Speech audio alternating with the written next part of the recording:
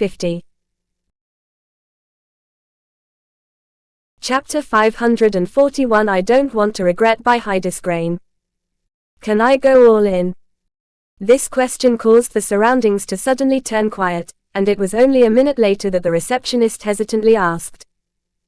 Does that mean you want to crush him, or that you can't defeat him without using everything? Under normal circumstances, she would have not even considered the second possibility, and simply rejected Jared's request. However, after what she had witnessed, she couldn't help but feel a little bit worried. Though the Colosseum wouldn't make many losses if Jason were to win the bet thanks to the number of spectators and bets that had increased during the last few hours, the Olympian's reputation was on the line. It was already shocking that Jason could effortlessly defeat the Olympians, but if the same were to happen to Jared, who was by far the most talented and known Olympian, it would be devastating. Nevertheless, exposing everything Jared had learned during the last few years in order to prepare himself for the Liberation Tournament was also not what anyone wanted. In the end, it was Jared's decision, but the receptionist couldn't help but feel that both decisions were not satisfying. Jason had driven them into a corner, and now they couldn't escape without sacrificing something. Unfortunately, the worst had yet to come, and the receptionist stiffened when she saw that Jared pondered about something. Is he trying to figure out whether he can crush Jason by giving his best, or if he can defeat him without doing so? Neither was correct, and what Jared was thinking about was something completely different. If I go all out, I should be able to defeat him, I think. The Olympians and receptionist were staring at Jared as if he had just lost his sanity. Suddenly one of the youngest Olympians, who had always seen Jared as her idol, stepped forward. You can't be serious. The Silver Dragon masked man is just at the peak of the first lick stage. How can he be strong enough to face you if you utilize your full potential? Even those at the 9th lick stage have problems fighting you for more than 5 minutes. The others couldn't help but nod their heads. The youngest member had spoken the doubt that had been lingering on everybody else's mind, but Jared could only shake his head.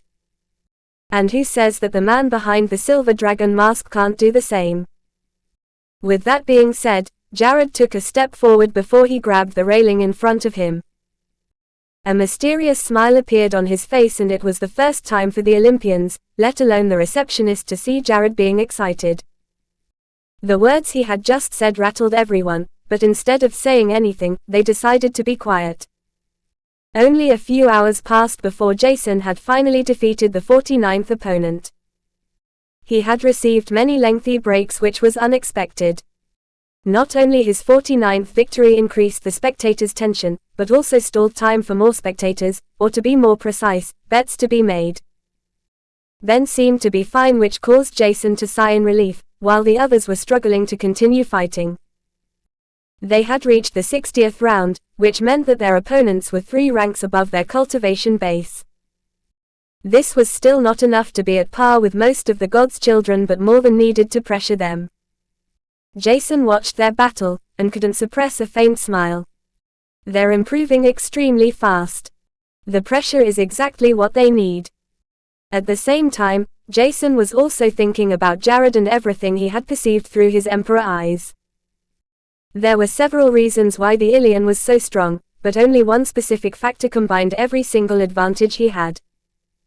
Not only was his thunder affinity unique and even rare among his race, but Jared had also a highly ranked Terra body refinement and cultivation technique. Both techniques focused on increasing every possible characteristic of his thunder affinity, increasing his combat prowess further. This would already be enough to allow Jared to fight against an average being at the 8th lick stage despite being at the peak of the 6th lick stage. However, that was not everything Jared had. Throughout the last few years, Jason had been unable to see many individuals with a special constitution. Max Drake and his late master Dahlia had been 2 such examples, and Jared had become another being with a special constitution, according to Jason's Emperor eyes. Unexpectedly, Jared's special constitution enhanced certain aspects of his thunder affinity. Jason was not sure which that was, but during Jared's short fight with Ben, he had been able to see something. Jared's constitution had been intentionally sealed. This made it nearly impossible for others to perceive his physique. Unfortunately, Jason was excluded and he sensed everything. There were some details he had never seen before, but Jason was sure of one fact. His constitution was still growing, and too strong for him to handle. Even though Jason knew that Jared was evidently unable to handle his constitution yet, he could sense the Olympians' excitement to fight him. Because of that, Jason was sure that Jared would unleash his constitution during their fight that was about to occur any moment. They were only a few meters away from the arena in which their fight would be held. Excitement radiated from both of them when they took the first step into the arena as their mana fluctuated wildly. Did you want to disguise your Thunder Body constitution to act like an underdog in the Liberation Tournament? Jason couldn't be sure about what he had just assumed, but from Jared's behavior and that of the other Olympians in addition to the young receptionist, there were many things that made him believe that his assumptions had been correct. He had also heard rumors about the Olympian Jared that stated the same, and it was also said that the Olympians were using more resources than they had in the last couple of decades. Combining everything known, the only logical solution was that the most talented Olympians wanted to increase the group's reputation and image. Unfortunately, Jason had come into their way, tarnishing the Olympians' reputation just a few months before the Liberation Tournament was about to start. Jared was simply staring at Jason as if his exposed secret didn't bother him. Well, that was my plan, and I assume that you, or to be precise the entire group following you, will participate in the tournament too. I'm sorry to say this, but the mask is useless and your identity has already been exposed to the Colosseum. Talking in the human language during a fight is not really the smartest move if one wants to hide their identity. It was annoying to hear that their identity had been exposed, but that was not something Jason or the others should be surprised about. They had been talking in the human language on the elevation, right in front of hundreds of spectators, without even bothering about speaking quietly. In the end, this was not really important for Jason anymore. He would get the fight he had been waiting for, and the Colosseum couldn't immediately change their rules to assign opponents. Their knowledge about soul worlds was too shallow for that. While Jason just shrugged his shoulders, Jared turned serious. Furthermore, if I were to be honest, I'm not confident that I will defeat you in 3 months. At least, if I trust what my gut feeling tells me right now. My only chance is today, and I don't want to look back and regret not giving my best. Chapter 542 Thunder Legacy by Hydesgrain. Jason was astonished that Jared nonchalantly accepted that he was not confident of defeating him in 3 months. At the same time, he assumed that the young Olympian's gut feeling was telling him that his opponent was not to be taken lightly. If Jason were, to be honest, he felt exactly the same, and a certain excitement he hadn't felt in a very long time ignited within him. Both felt that they should fight without holding back, but Jason remembered that he hadn't planned on using Solaris Fire Affinity. Using a fire affinity that was strong enough to injure newly advanced beings at the Prisma stage owing to the mana nullification and life force draining ability, was not how he wanted to fight. As such, Jason decided that he would use everything but the fire affinity before he was sure that Jared would be able to fight him head-on even if Solaris Flame were to be utilized. Thus a minute later, they were standing opposite each other inside the combat arena. Jared seemed to smile in excitement, while Jason's smile was covered by the Silver Dragon mask. However, through the slits in the mask, a faint golden light could be seen, telling Jared that he was not the only one who was excited to fight. Just as the fight was about to start, both turned serious and the atmosphere in the entire Colosseum tensed up. At that moment, everyone realized that something great was about to happen. Never had the spectators seen Olympian Jared so seriously. Normally he would be cold and rational, finishing off his opponents as fast as possible. But right now, despite the serious aura that was something new to see, the guard he had put on was enough to astonish everyone. Jason had already taken off the robe he was wearing, knowing that it would only become a hindrance during the fight. Through this he exposed his skin, and the fortified soul conjunction he would utilize in a moment, but that was the last thing Jason was currently thinking about. His entire mind was focused on Jared, and it was the moment their fight began that Jason realized something with a radiant smile. Finally. When their fight started, Jared didn't waste any time as he unleashed his Thunder Constitution. At the same time, he exerted the special technique he had learned for several years and had been waiting to showcase exactly for that moment. Jared's body refinement and cultivation technique were both at the advanced Terra grade, enhancing only one affinity, the Thunder affinity he possessed. While this increased his strength by another notch, Jared's unique constitution allowed him to increase the benefits received by both techniques drastically, while the special technique he had practiced painstakingly with combined everything at once.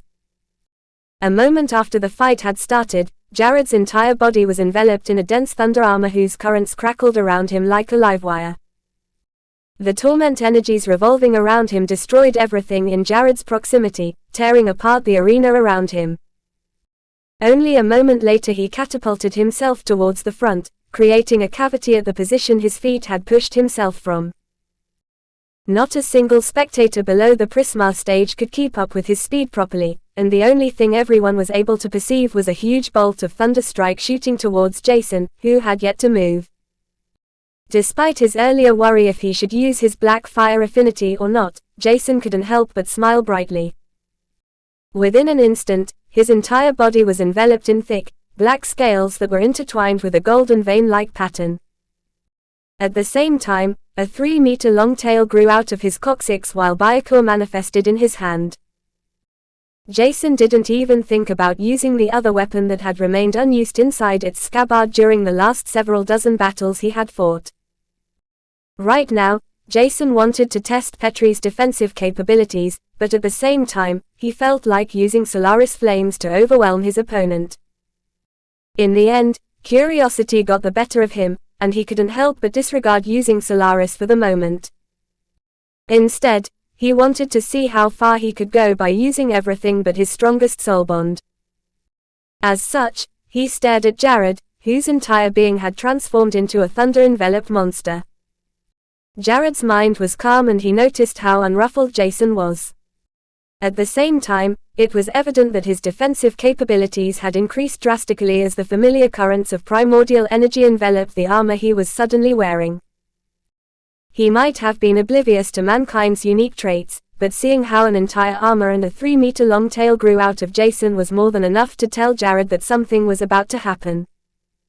Nevertheless, backing off after having utilized every means to strengthen himself for a total of 10 minutes, was not what Jared would ever do.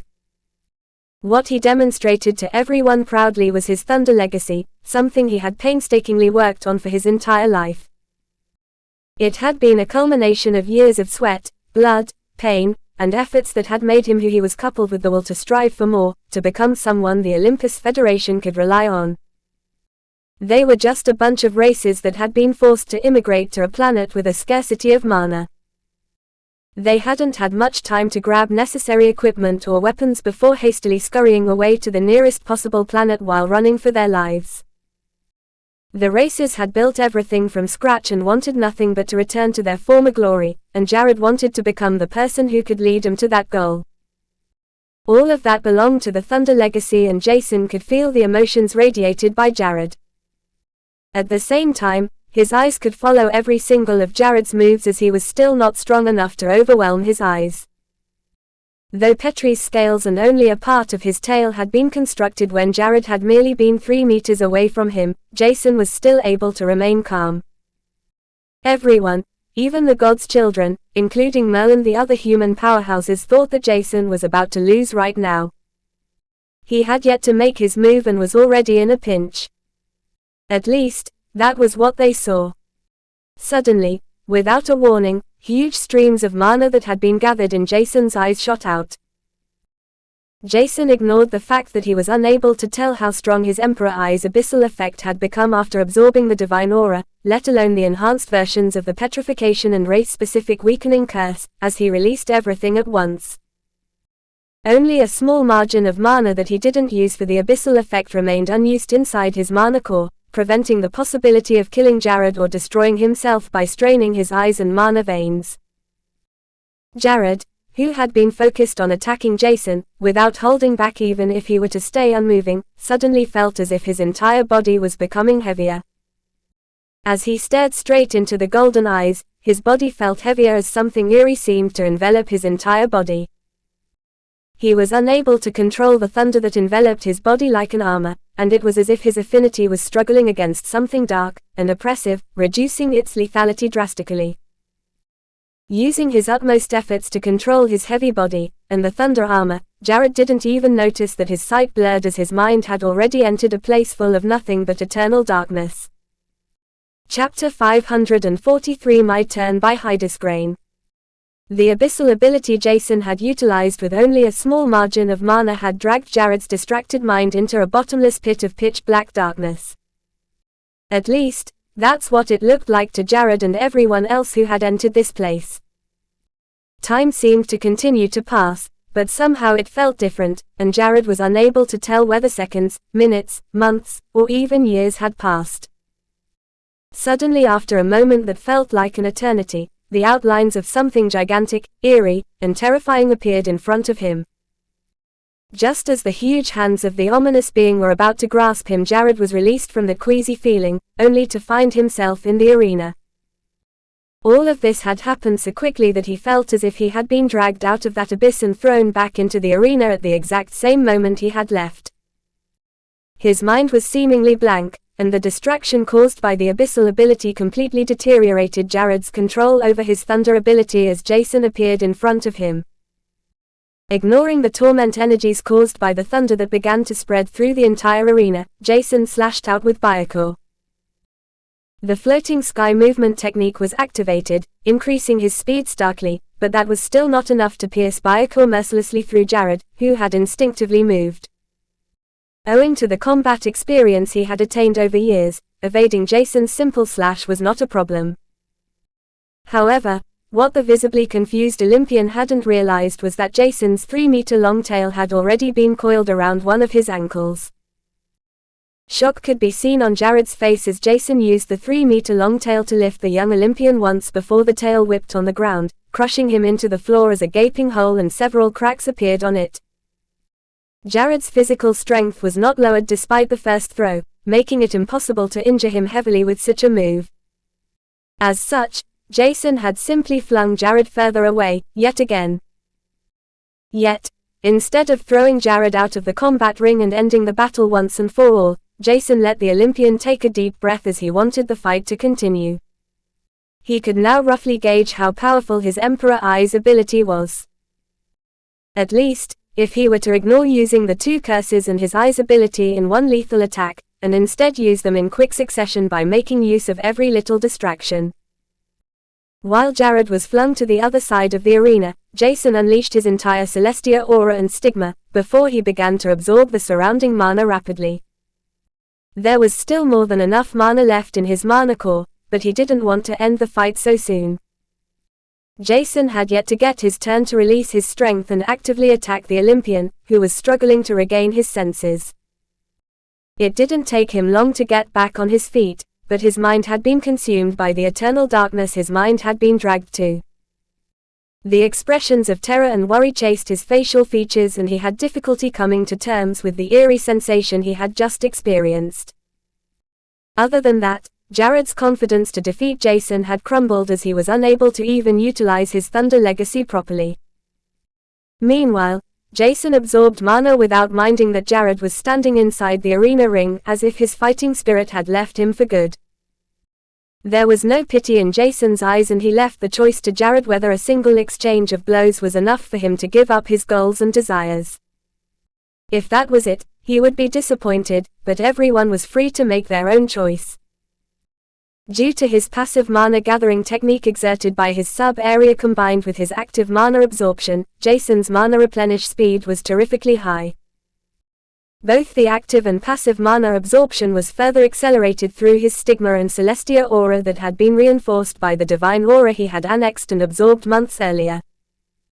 Their fight had come to a momentary standstill, and the entire atmosphere of the Colosseum had changed the moment Jared had lost control over his body. Some spectators were voicing out the complaints, saying that the fight had been rigged. Almost everyone had betted on Jared, and except Jason himself, a handful of gamblers and opportunists, nobody betted on him. The complaints quickly dispersed when the short clip of the fight had immediately been processed and projected on the large screen that was suspended from the center of the Colosseum. In the end, the clip had to be replayed several times, every single replay at a lower speed, only to allow everyone to realize that Jared had jumped straight into Jason's trap.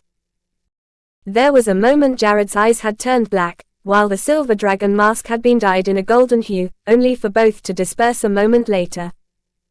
This had left behind a terrified Olympian and Jason, who had used the opportunity in his favor.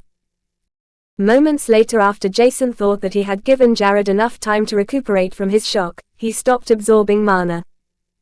Averting his gaze towards the young Ilian, Jason couldn't help as he sighed. How is it possible for you to be discouraged by that already?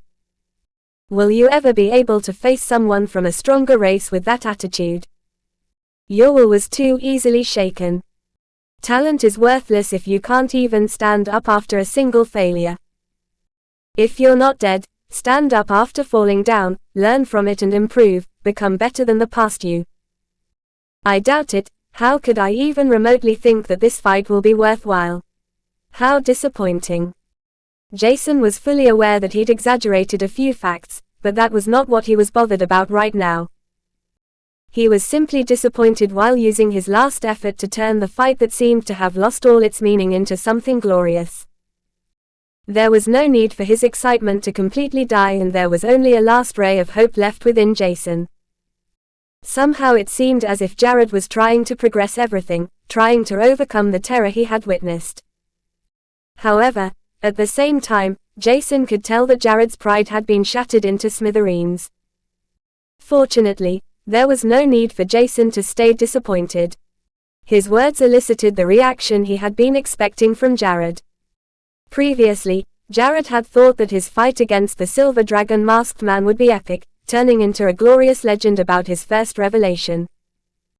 Unfortunately, now it felt like Jason had pulled a tight slap across his face, even though his hand hadn't even come anywhere near him. His dream, his pride, and the expectations others had about him had been blown to dust. Despite all of that, Jared couldn't help but hear two sentences Jason had said, ringing through his head countless times.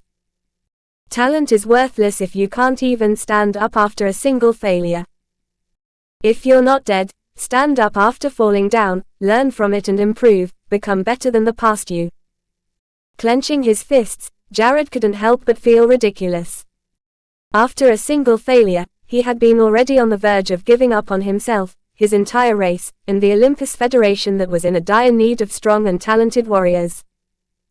From the beginning, he had known that the Silver Masked Man was an opponent he couldn't face, but his pride and arrogance had blinded his eyes, preventing him from accepting the bitter truth. Gritting his teeth, he finally regained his composure as he stared straight at Jason, who felt the determination glimmering in Jared's eyes. However, just a moment later Jason heard something he hadn't expected to hear at all. Use all your strength, please. While this had been unexpected, Jason just nodded his head while an uproar swept through the entire Colosseum. The Silver Masked Man hasn't used his entire strength yet. How can that be? This is ridiculous. Nobody with a cultivation base at the peak of the First Lick stage can reach such a high combat prowess. How can this not be rigged? I demand an explanation. Despite the complaints ringing through the Colosseum, neither Jason nor Jared heard any of it. They were focused on each other, and Jason cautioned. All right, be careful, I won't hold back. It's my turn now. Chapter 544 Face Off by Hydesgrain. Despite saying that he wouldn't hold back, Jason wanted Jared to see what was about to happen. As such, he decided to ignore using the abyssal ability for the rest of the fight. Jared was already enveloped in a thick layer of thunder that swirled around his body like snakes, ready to lunge at every opponent in their range. His eyes had regained some of their vigor and will to fight, and to give his best while facing the Silver Dragon masked man. He was ready to collide with Jason once again. This caused Jason to smile behind the Silver Dragon mask as he took a deep breath.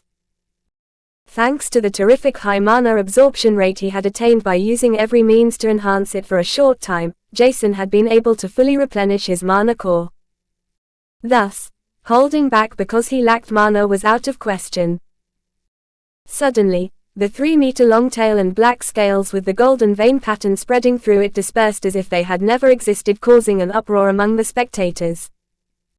They had assumed that the scales and tail were something that belonged to the silver masked man's body, which he could simply retract and extract. However, now that it simply dispersed, their assumption was proven to be wrong. If everyone knew that Jason could manifest and disperse his soulbond's body parts as long as they occupied his body.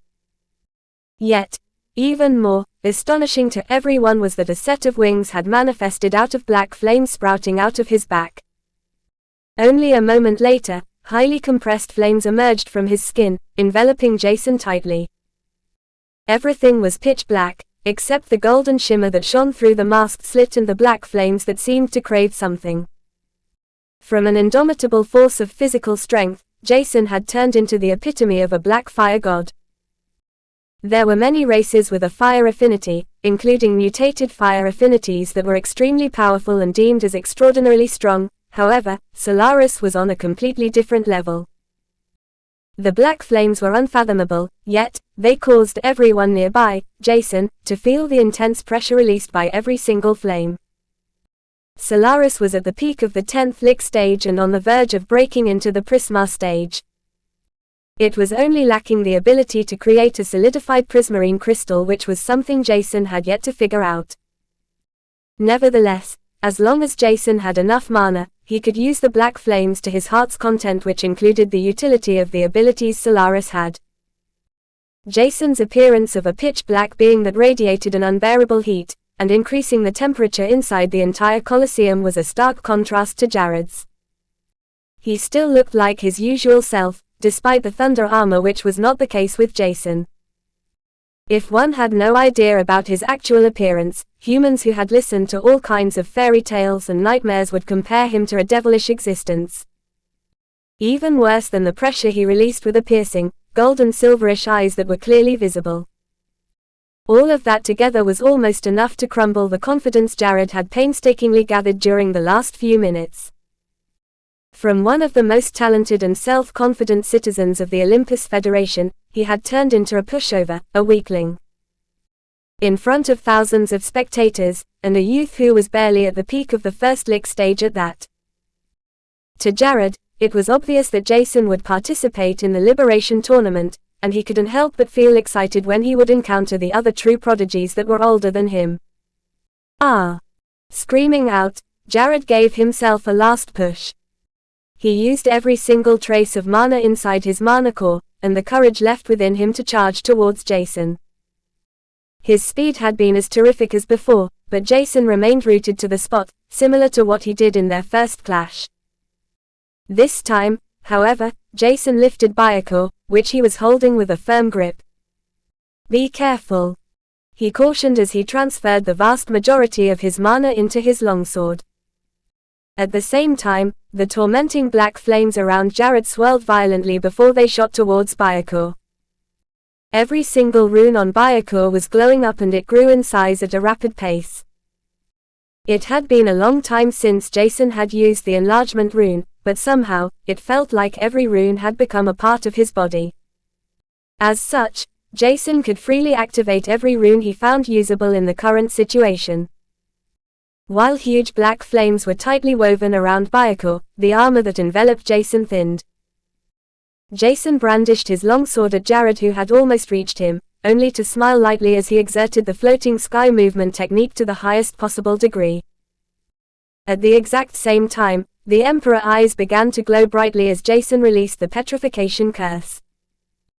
It was just then that Jason noticed that the petrification curse was blocked by Jared, who seemed to be using a special technique to prevent his entire physique from being affected by the paralyzation. Unfortunately, This didn't apply to the race-specific weakening curse Jason exerted only a moment later. Jared, who had assumed that it was the exact same curse he had faced before, hadn't dared to lower his guard because of the uncomfortable feeling he'd received. Despite that, it was still not possible for him to cope with the sudden weakening his thunder affinity had received. He was giving his best, but it was exceedingly difficult to overcome the sudden, yet drastic deterioration of a certain trait one had painstakingly trained. Even worse was that Jared relied on his thunder affinity more than anything, which was noticeable by looking at his physique, the cultivation technique, and other types of techniques he used. Everything had to do with his affinity, and Jared was unable to fight without it. As such, the effect of a decrease of his thunder affinity by a total of 20% was tremendous. Jason hadn't perceived the exact potency of the enhanced race-specific weakening curse before. Because of that, he could only smile bitterly as Byakur was right by Jared's side.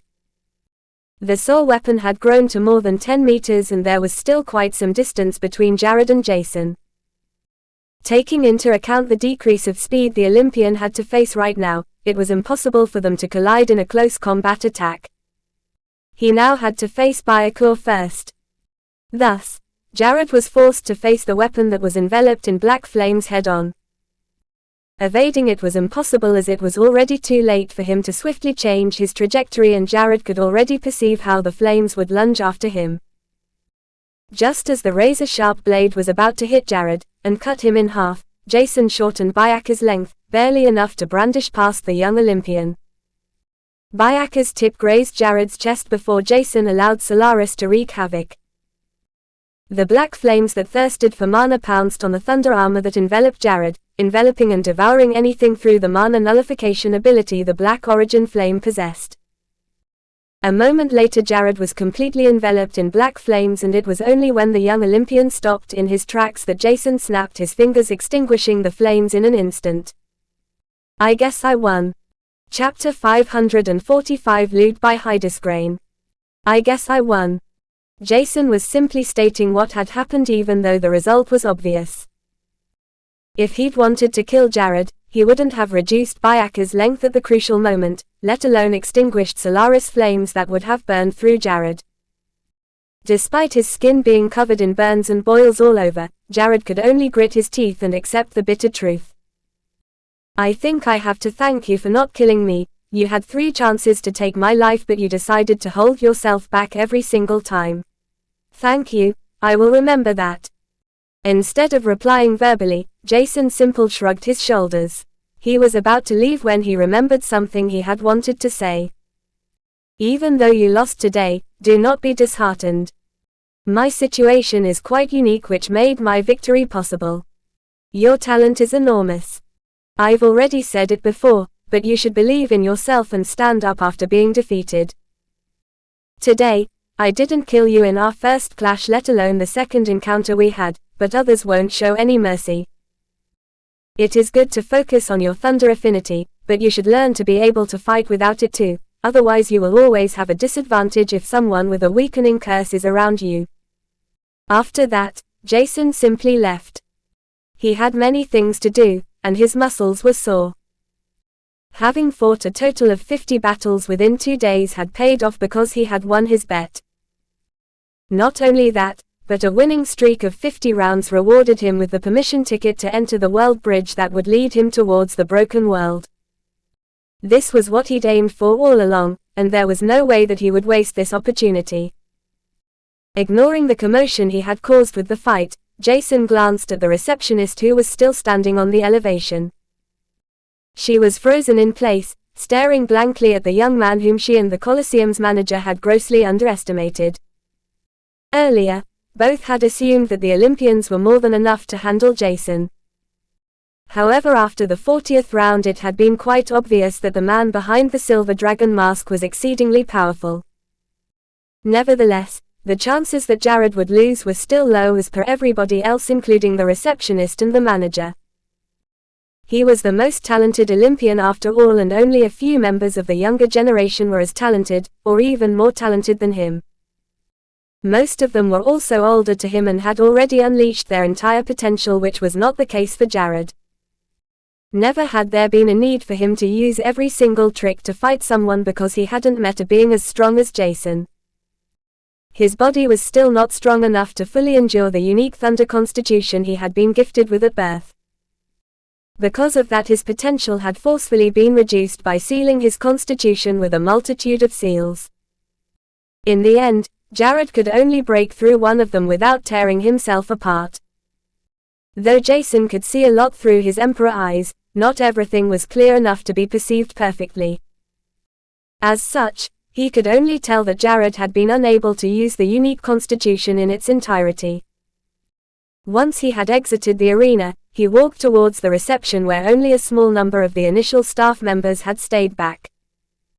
They had been watching his battle, and were just about to return when they saw the man with the silver dragon mask requesting to retrieve his equipment in addition to his rewards. I'm sorry, sir, I have yet to receive the official notification of your victory in the 50th battle, please wait a moment. Jason noticed that the young woman he had asked for his stuff had a pale face, and she was seemingly afraid to talk to him. This caused Jason to take a look at himself, but he noticed that nothing had changed about his appearance. Everything was as it had been before, and he had even placed Byakuya back in his bracelet. Thus, he could only scratch the back of his head, not knowing about what was going on. All right.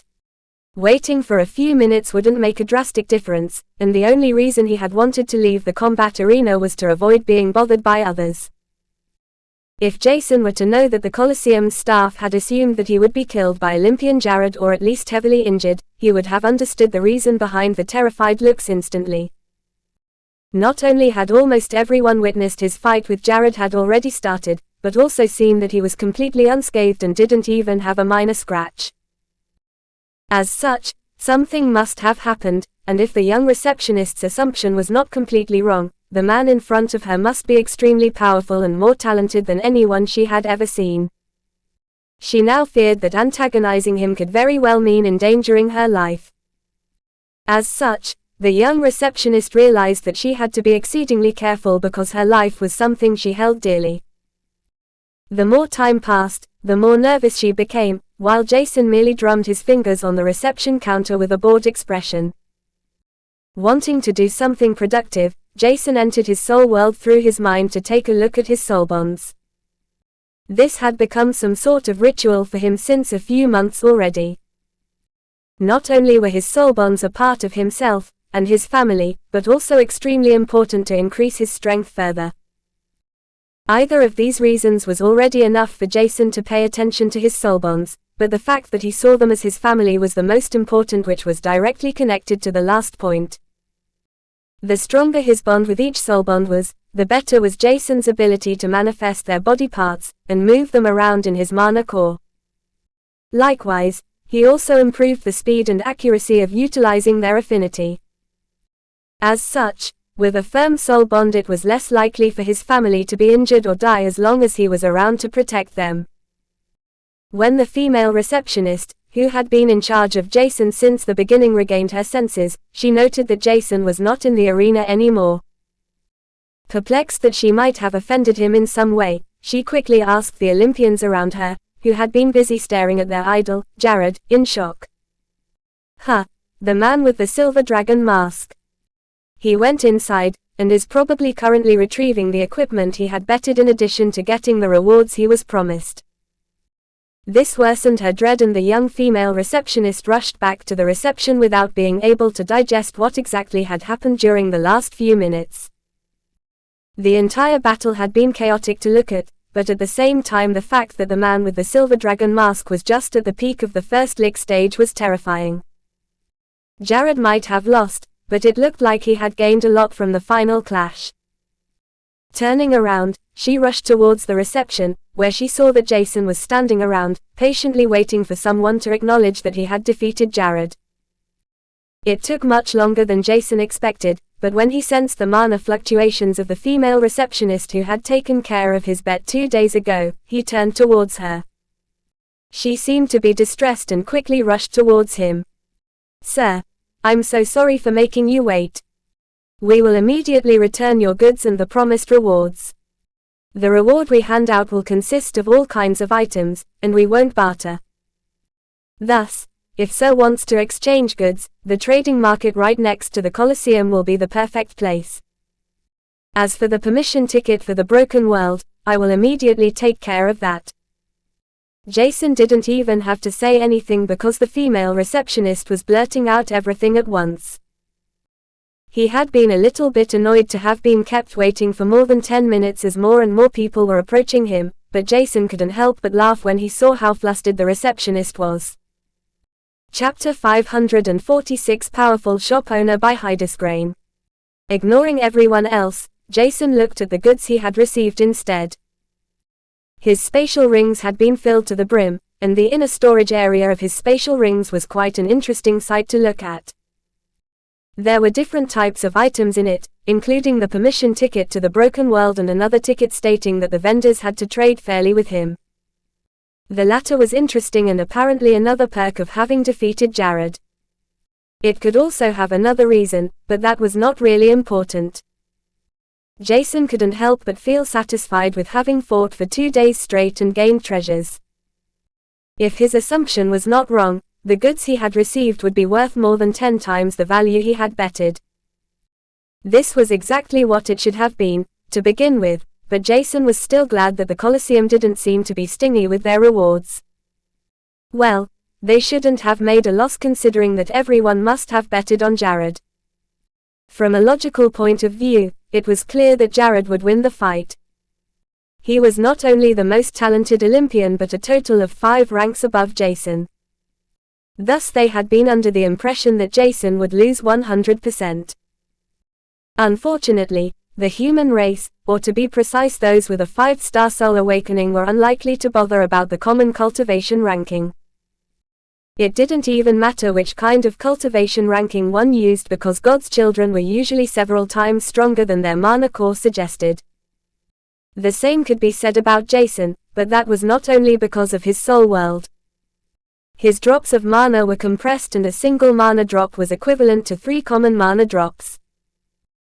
There were several more factors, and in the end, Jason was simply too strong to be assessed on a simple cultivation ranking without placing him a few ranks higher than his current to signify his true strength.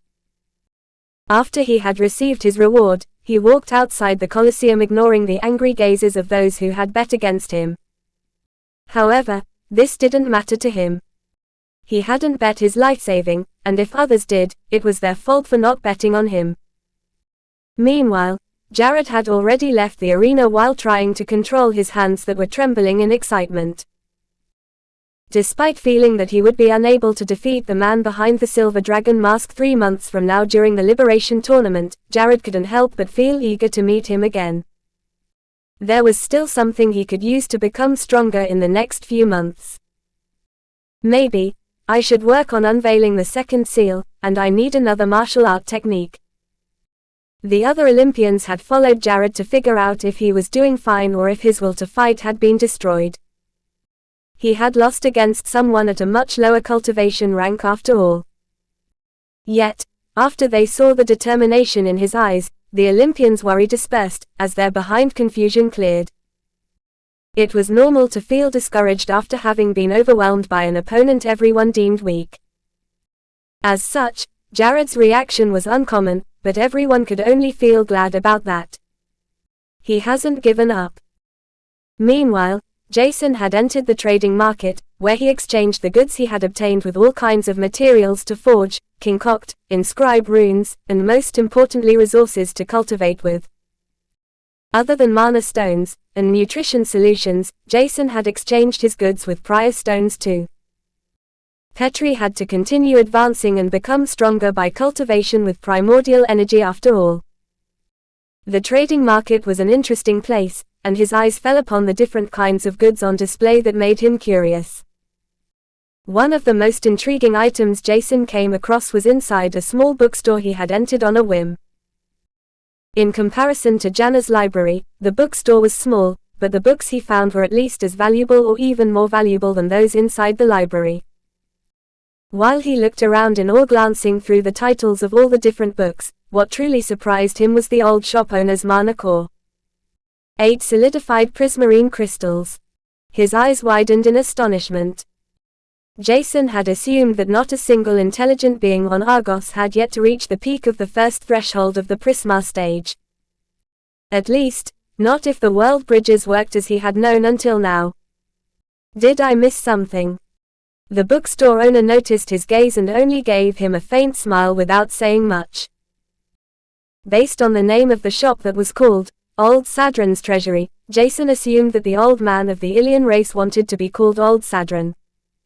Maybe he entered Argos as one of the first immigrants. If he was at the 6th Prisma stage and came from one of the stabler world bridges, then it might be possible. For most of the foreign race immigrants, it was different from the 3 beast overlords that had already reached the 2nd threshold of the Prisma stage. They had been much stronger than any being on Argos the moment they had emerged from the temporary world bridges that had only been stable for a short time. This was something Jason had found out based on the information he had gained from Janna's library several months ago. Jason hadn't encountered many beings of the Ilian race yet. Jared was the first and Old Sadran was the second. That meant their race was a minority, or that they simply didn't like to live in the Olympus Federation's capital. Nevertheless, this was not as important as the books he had found inside the bookstore. The books were a treasure trove that could provide him with knowledge about the past of all immigrant races, but also about all kinds of forging, concocting, and rune inscribing techniques that were employed by different races. Though the explanations weren't exhaustive, he could understand that all races used their affinity to enhance the manufacturing process of goods. That was extremely interesting, and Jason couldn't help but purchase one of the thick volumes he had found after sifting through a lot of books in the bookstore for an hour. Just as he was about to go to the shop owner to pay for the heavy tome, Jason noticed that the old man was still staring at him intently.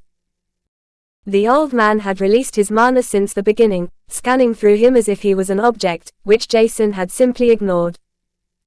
As he placed the thick tome and the Colosseum's ticket on the counter, Old Sadran knew that he had to give Jason a fair price.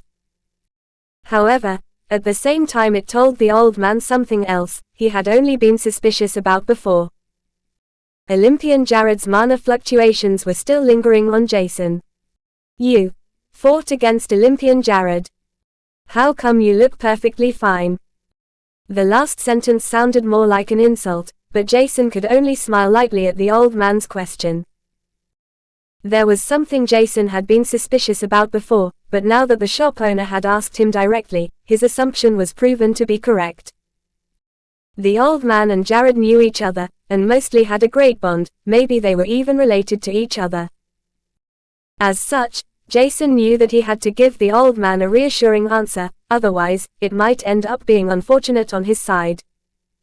That was what Jason perceived because he got the gist of something interesting. We fought, and he is perfectly fine. There is no need to worry about him. He is perfectly fine. I asked why you're fine and not if he is, nay. Wait.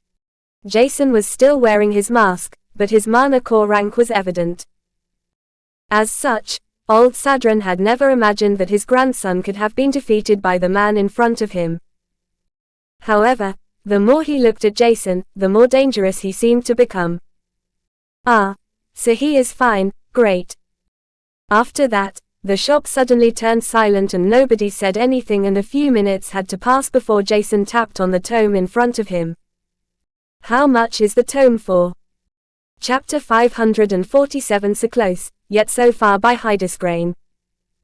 When Jason left Old Sadran's shop, he felt much better. He had purchased the tome and got to know one of the most powerful citizens inside the Olympus Federation.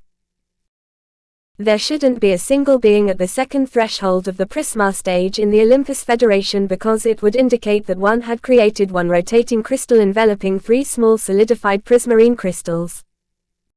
Through the rotating crystal, the mana stored inside the mana core would be consistently moved, circulated through the mana core, reinforcing it.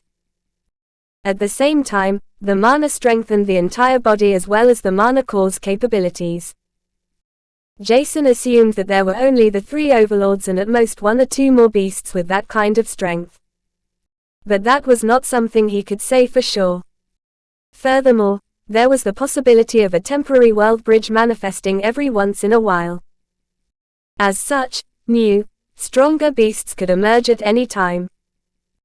Jason would love to change this because it could endanger mankind and the Olympus Federation, which might come into contact with each other soon. However, in order to prevent world bridges from emerging, Argos' protection wall had to be fortified, which was something that had to be done manually, and at the planet core, in the worst-case scenario.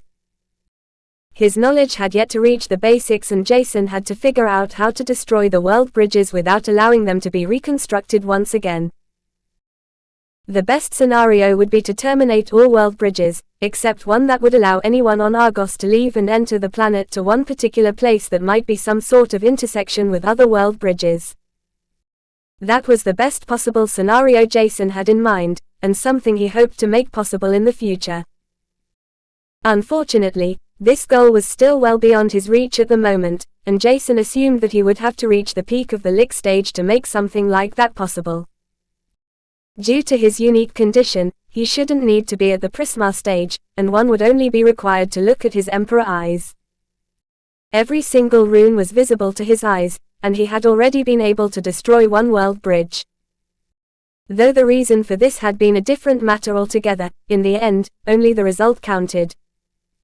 Several days passed as he flew in the direction at which the world bridge leading to the Broken World was located. He had more than enough time before New Year's Eve, when the Liberation Tournament would start, and Jason was already eager to fight against those prodigies at the 10th Lick stage. Jared had already aroused his interest, and he assumed that the young Ilian would grow much stronger too, but Jason was not sure whether or not they would be able to fight again. Fighting against the God's Children was not really something Jason was interested in, because he wanted to represent mankind as a unit, and not fight with others needlessly. However, if he were to be matched against the God's Children, Jason wouldn't hold back. He wanted to obtain the Lesser Origin Flame Crystal after all. Advancing Solaris was amongst the most important tasks he had right now, and if the Lesser Origin Flame was what he needed, Jason would get it by all means. It might not seem important to others, but Jason knew that he couldn't make the Fleurs wait any longer. There were too many uncertain factors he had to take into account, and he felt bad about them being enslaved, while he was becoming stronger. The only reassuring fact for him was that they were being treated relatively well. Jason was inching closer to the solution on how to destroy a simple soul contract, but he was missing the final piece. Unbeknownst to himself, he had already found the answer he had been looking for. It was directly in front of him, and something Jason was consistently using, the most obvious answer to everything. At the same time, it was veiled and an answer that was too easy to be the answer to his problems. That was also the reason why Jason couldn't comprehend and grasp it. His mind was still preoccupied with the thought of rescuing the Fleurs, and he didn't even realize that he had already emerged in the proximity of the world bridge. Precisely, at the same moment, a voice transmission shook him out of his train of thoughts. "I'm sorry for intruding on Sir's thoughts, but it is forbidden to fly in the surrounding area. If Sir wants to enter the Broken World, please descend and follow the given instructions. Alternately, either descend or follow the signs on the ground and take a detour." He chose the latter option and descended to the ground. Using his Emperor eyes, he scanned the surrounding 2 kilometers and the mana fluctuations of every living being in that radius. As such, he could tell that the fortress that had suddenly emerged in front of him was not only veiled by illusionary magic circles but also protected by a huge garrison at the Prisma stage. There were several hundred guards, and Jason couldn't help but think that they were taking the defensive mechanism on the Broken World Bridge to a completely new level. Jason found this great because it told him that the Broken World might even be better than he had expected it to be. The world bridge itself looked similar to the others he had seen through his Emperor eyes before, and it were only the runes he assumed to be the destination coordinates that were interesting because they were changing every moment. It was as if the destination was moving around, or to be precise, the place they would land. Apparently, the broken world was said to be exactly that, a broken piece of a world that had ceased to exist. Nobody knew how this had happened, or why this particular piece was still able to sustain itself, but it was flying through space. At least, that was what others said. However, according to the information Jason had obtained, it was different. He didn't know if it was correct or not, but the broken world could also be a dimension constructed by someone else in order to accomplish something. Everything was possible with enough strength and energy.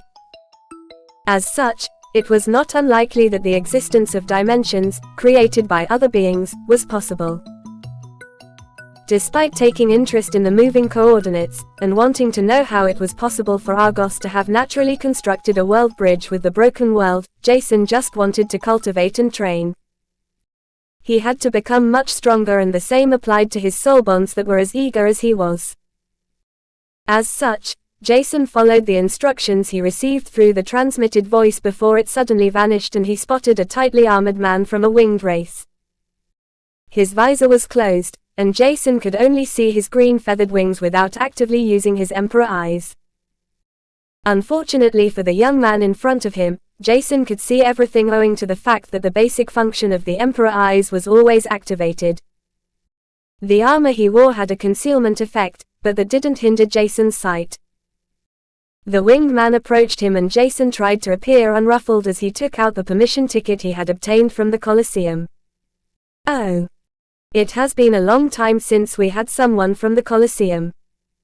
That's quite interesting. You must be quite strong." The man who guarded the gates alone seemed to be in a dire need of talking to someone. However, Jason didn't want to waste his time in chit-chat. As such, he simply nodded his head, which was noticed by the winged man, who could only sigh. "Please don't create any trouble and follow the instructions, otherwise, we will use force to throw you out of the broken world, if necessary." This caused Jason to look at the winged man in doubt. "You guys protect the inner part of the broken world too?" At that moment, the man blurted out. "Of course we do. Don't you know how many basic races at the first threshold of the Prisma stage enter the broken world through their world bridge, only to cultivate?" This was something Jason hadn't known, and it was fortunate that he was still wearing the silver mask. There are multiple world bridges. How many races are actually cultivating inside the broken world then? Chapter 548 Within Space by Hydesgrain. Jason thought that the broken world was just connected to Argos, but that didn't seem to be the case. According to the winged man he had inquired with, there were more than a dozen world bridges inside the broken world. Despite that, it was relatively peaceful because the space inside the broken world was vast, and there were not many resources except the ginormous amount of naturally generated mana one could make use of.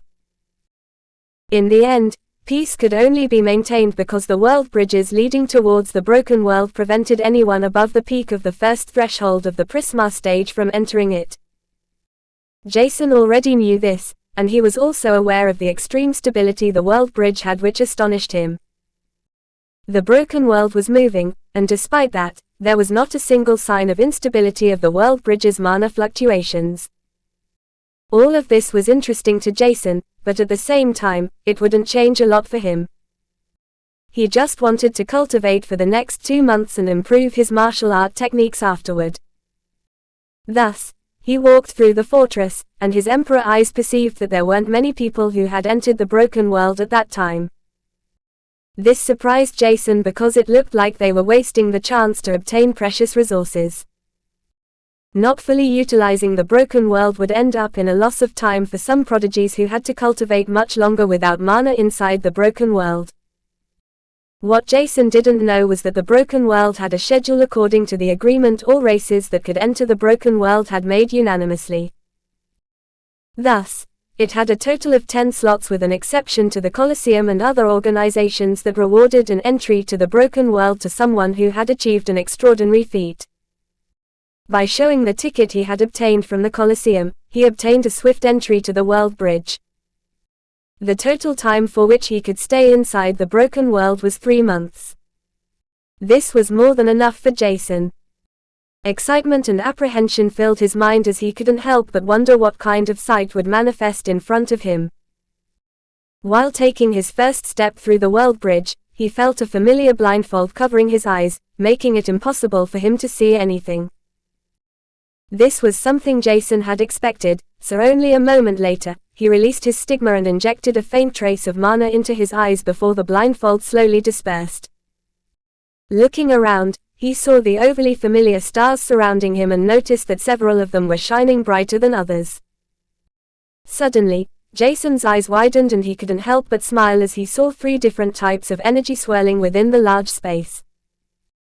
It was only after he had undergone the primal awakening of his bloodline that several new changes had occurred, and it was the first time since then that he had entered a world bridge.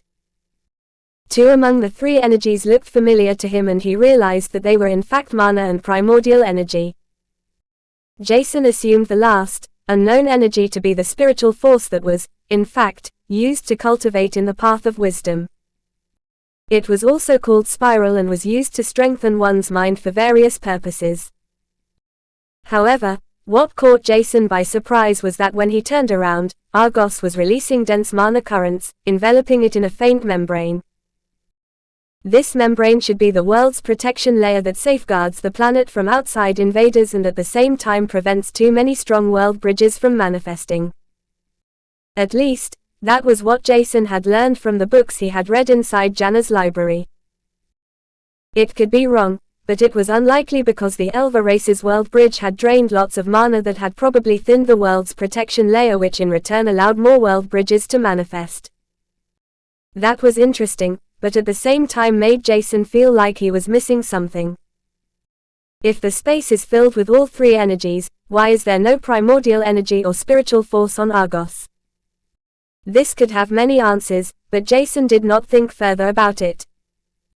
Instead, he turned his head back to the front, where a huge floating island, enveloped by a dome, could be seen. The sight in front of him was interesting, and the broken world's appearance was truly similar to that of a piece belonging to a destroyed world. Jason smiled lightly at the sight of the broken world and the dense mana currents that enveloped the dome before filling it to the brim. If he had to estimate the mana density and also purity based on his sight alone, the mana vein below Syro City, which was the mana densest place Jason had been to, he might consider Argos to have 1/3 in both mana density and purity. This was shocking, but at the same time, it told Jason that Argos was a planet that was scarce of places with dense mana. He had heard that the broken world had characteristics comparable to the planet of some immigrant races who had found themselves a new home because of external factors most didn't want to speak about. Even those that had fled were accustomed to a mana density several times higher than Argos. They had to overcome many trials other than building everything from scratch in a world that was not only unfamiliar to them but also lacking what they needed the most, cultivation resources. Despite the loss they had to overcome, the Olympus Federation was going strong. However, at the same time, those immigrants who had come to Argos could have only been the youngest generation because those who were older shouldn't have been able to step through the world bridges due to the strict restrictions. All of this information helped Jason to construct a big picture of common races, the Olympus Federation, and the importance of the broken world in his mind.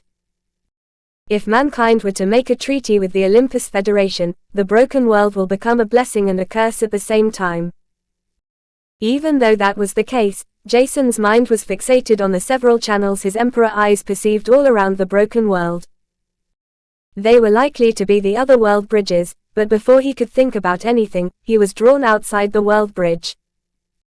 A moment later he emerged from the world bridge and stepped into the broken world filled with dense mana and a flourishing environment.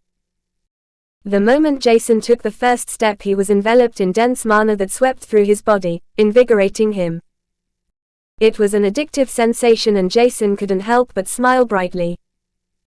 He was still wearing the mask, but it didn't hinder him in any way. As such, he had decided to continue wearing it until he would leave the broken world again. There was no way for him to know what kind of races he would encounter after all, and Jason wanted to avoid attracting too much attention. This didn't include his enormous mana absorption, which he wouldn't restrict while having extremely dense and pure mana all around him. A guard who noticed him looked at his permission ticket before leading him to a place where he could rest. After that, Jason was led to a guide who would explain everything to him in detail. He had been under the impression that there would be nothing special he had to pay attention to, but he had just been proven wrong. There was a war zone in the center of the broken world, allowing the cultivators to fight each other. Chapter 549, Center by Hydesgrain. Though killing may not be forbidden inside the war zone, it was certainly frowned upon. There was no need to needlessly kill because it was important to maintain a good relationship with all the races. This would prevent multiple races from establishing an alliance to overthrow the other races and annex the broken world. In the end, this was not needed by most common races because they had several areas with a similarly dense amount of mana, and it was only the war zone and other similar facilities that drew the younger generation to the broken world. It was rare for some races to encounter other races, as some liked to keep to themselves. For such races, the broken world was exactly what they needed to get to know the strength of other races, and their prodigies. Jason understood this too, and it was only unfortunate races and entire worlds that had to rely on the broken world to cultivate, similar to that of Argos and the Olympus Federation. He was not sure if the other races that had a world bridge connected to the broken world knew this, but it didn't really matter. The Olympus Federation had already overcome so much blame and humiliation that being ridiculed by more races wouldn't make it any worse. In the future, the time when the Olympus Federation would make their move, they would start reclaiming their old lands one after another. This may need time and a proper strategy, but Jason assumed that something similar to that was the Federation's ultimate goal. As long as they reclaimed the weakest planet, it might even work, but only if the older generation of the immigrating races was still alive. Fighting others while being at the Prisma stage was not really worth it, and Jason could tell that the Olympus Federation was making plans for the future, plans that they would enact in the coming centuries, if not millennia later. Jason found this extremely interesting, and if possible he would tell the human race to establish a close relationship with the Olympus Federation. This might as well help both parties to get what they always wanted while reducing his burden. Unfortunately, this was something for the future, and Jason was still forced to maintain peace among the different power-hungry clans of mankind on Argos. Because of that, winning the Liberation Tournament was even more important, as his strength would increase further if Solaris was to devour the Lesser Origin Flame. Other than that, the broken world was another opportunity he and his soul bonds had to use. From the information the guide had given him, Jason knew that the war zone was not the only important place inside the broken world. As such, he manifested Artemis wings before flying towards the center of the broken world. By exerting the floating sky technique at the highest mastery he had achieved until now, his speed increased. Meanwhile, his stigma and the Celestia aura further enhanced his mana circulation, thus also the highest pace at which he could exert the floating sky movement technique, increasing his speed. Equipped with the speed of someone at the latter ranks of the Lick stage, Jason reached the broken world's center only a day later. There, he could see a gigantic area that was enveloped in a faint mana membrane, indicating the outlines of the war zone. However, that was not what Jason wanted to look at. He was more interested in the large market right next to the war zone. Almost every race had established a small district that had different kinds of goods on display. Through certain channels, one could even find cheap substitutes for prior stones. At least, that was what Jason had heard, which was the reason for him to exchange only a few prior stones with the equipment he had received from the Colosseum's bet.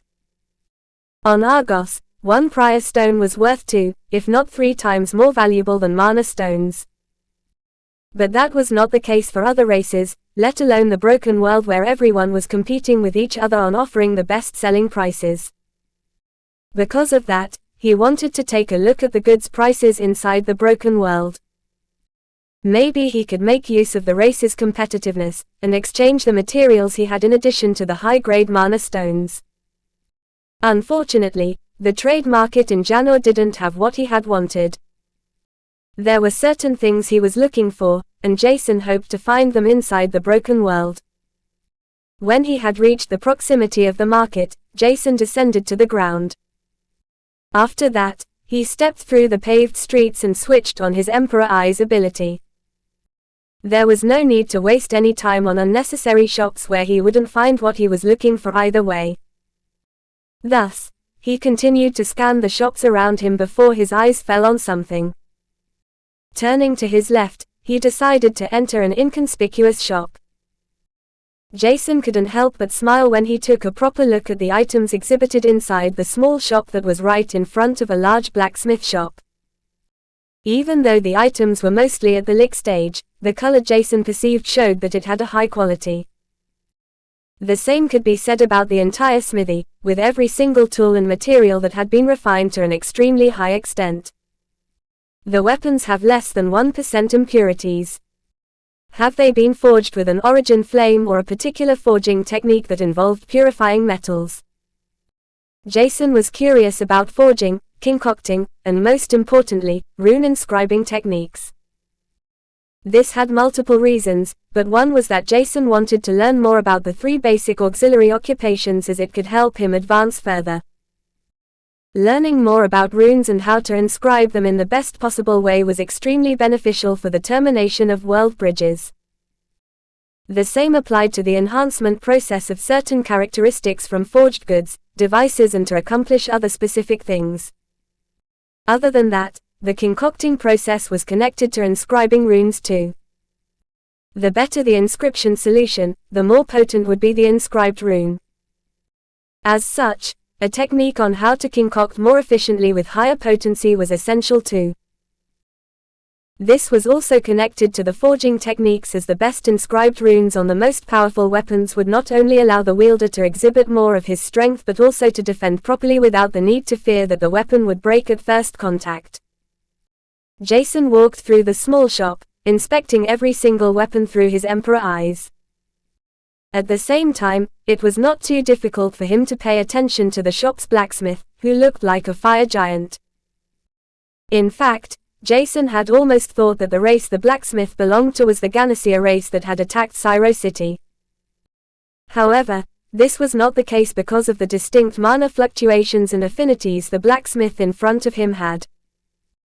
He might not be sure what race the man in front of him belonged to, but it was definitely among the stronger races in the field of blacksmithing.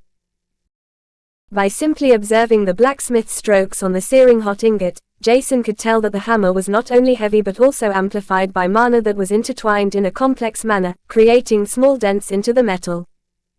Is that some sort of forging technique? Jason wondered, and he seemed to have lost track of time as he was fully fixated on the forging process in front of him. He tried to imprint every single movement in his mind while doing the same with the mana circulation of the fire giant who released fire from his arm, enveloping the heavy hammer with which he struck the metal.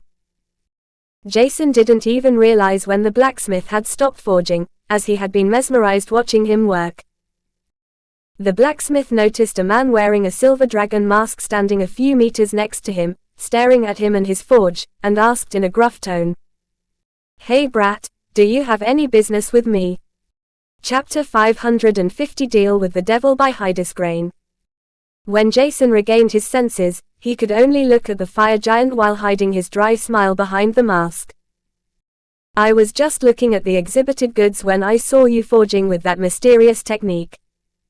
Is that why every weapon has less than 1% impurities?" Instead of beating around the bush, Jason decided to get straight to the point. There was no need to hold back, to begin with. He was in a neutral zone, and if someone wanted to attack him, defending himself was not really a problem. Either way, Jason didn't sense any hostility from the fire giant. Instead, he seemed to be somewhat curious. "You're a blacksmith too, am I right? It's not easy to figure out the difference between highly purified and almost perfectly refined weapons. Some people are too ignorant to notice whether a weapon has been purified or not, those fools. They're just complaining about the prices without caring about the effort we have to put in." When he heard this, Jason couldn't help but smile lightly. The fire giant was more sympathetic than he had expected, and it looked like he needed someone to talk to. As such, Jason continued speaking to him for quite some time. In that time, he figured out that the blacksmith's name was Jaylan and that his race was in fact the lesser FYR giants that were also called FYRLG race. Jaylan was very talkative despite his outer appearance that radiated a grumpy attitude along with the response to the earlier question that had sounded harsher than he had wanted it to sound. Apparently, he was using the traditional blacksmithing technique of the FYRLG race, called Hammer of Fire, Coildrum, that was in fact a Terra-advanced forging technique.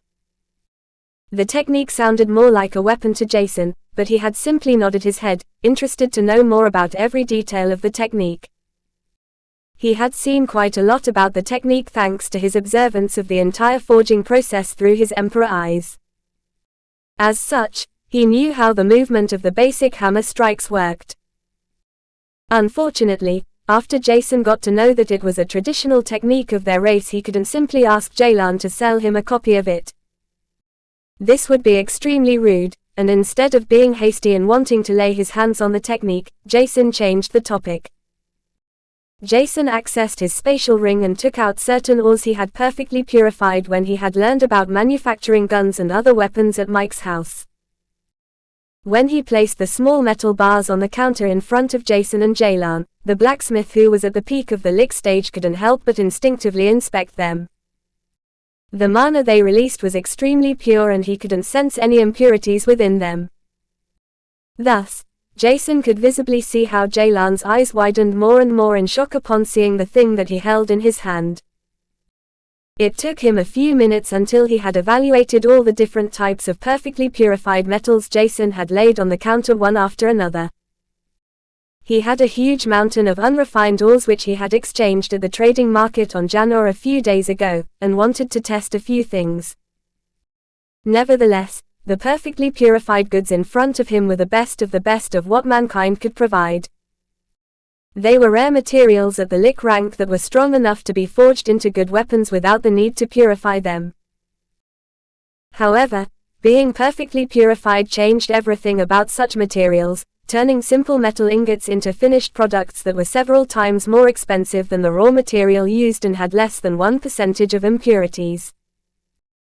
Jaylan was fully aware of the value the perfectly purified ingots in front of him had, as forging one was something he had achieved only once in his life as a blacksmith, and that had been an ingot at a much lower rank.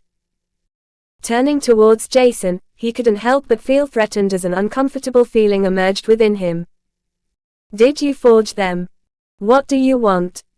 The blacksmith's mind was running wild and the worst-case scenario flashed through his mind. As such, he was already expecting Jason to ask for his forging technique in exchange for a certain number of perfectly purified goods. Jason was a little bit astonished about the blacksmith's behavior, but it seemed like Jaylan could read his body language perfectly well. "He is more perceptive than I thought," he thought before he simply asked. "Are you up for a deal?" This caused the blacksmith to squint his eyes, only to size up Jason once again. His talk with the man behind the silver dragon mask had been refreshing, but he couldn't help but feel that the man at the peak of the first lick stage was more capable than he was. Even more so if he didn't lie about forging the perfectly purified lick rank ingots himself. However, he couldn't help but feel intrigued about what kind of deal someone at Jason's caliber could have. Instead of looking at Jason like someone who was below him due to his mana core rank, the blacksmith had long since noticed that he was no match against him. Jaylan had never focused on increasing his combat prowess, let alone learning many martial art techniques to a high degree. As such, he had asked almost immediately, "What deal?" At that moment, Jason knew that he had caught Jaylan's interest, and once he heard of the deal, the blacksmith wouldn't be able to reject his offer. Nevertheless, Jason remained silent for a minute as if he was pondering about something before he answered. "I was inspired by your forging process and felt like I had received enlightenment. Unfortunately, the feeling dispersed when you stopped forging. How about I give you one perfectly purified lick rank ingot in exchange for observing your forging process from the beginning? Well, at least if you are allowed to have visitors who look at your forging process while you exert the Hammer of Fire forging technique. This deal astonished Jaylan because it was something he hadn't expected. Hearing that Jason was enlightened while observing his forging process only for a short time sounded nice and made him feel a little proud of himself. However, even then, the price Jason wanted to pay for looking at a forging process that took less than 4 hours was too high. Because of that, Jaylan hesitated only to recall what Jason's last sentence had been. There is no problem if someone wants to look at our race's forging technique. If he comprehends something by himself, there shouldn't be a problem at all. With that thought in mind, Jaylan accepted Jason's offer, unaware that he had just made a deal with the devil. If the blacksmith were to know that Jason could see and imprint every single move, mana circulation, and the exact amount of mana that had been utilized by every person in his proximity, he wouldn't have accepted the deal so easily. In the end, Jaylan had accidentally taught Jason the entire Hammer of Fire forging technique in just a day. Jaylan had even exposed several different ways to use the Hammer of Fire technique, thinking that he had to show off and that he should allow Jason to make full use of the price he had paid to observe his forging process. Meanwhile, Jason's cost to learn the technique was only a few perfectly purified lick rank ingots, and not even close to the information he had imprinted in his mind. After he left the forging shop, only slightly more than 1 day had passed, and he had more than enough time to do different things. However, now that he had truly used his Emperor eyes to learn a technique focused on auxiliary occupations, Jason couldn't help but feel exhilarated. With that in mind, he accessed his spatial rings to take a proper look at the goods he had still left, as his eyes fell on a bunch of potions Dahlia had concocted for him months ago. They were perfectly purified due to the silver origin flame she had, and Jason couldn't help but grow sad as he thought about his deceased master. Nevertheless, he couldn't allow sadness to engulf him. Instead, he had to think of a way to exploit a rune master in the same way he planned to take care of the alchemist. At that moment, he recalled the numerous runes his Emperor eyes had imprinted into his mind every single time he had looked at a world bridge and how they were composed. A bright smile emerged on his lips as he paved his way through the crowded street. I guess it's finally time to learn a concocting and rune inscribing technique.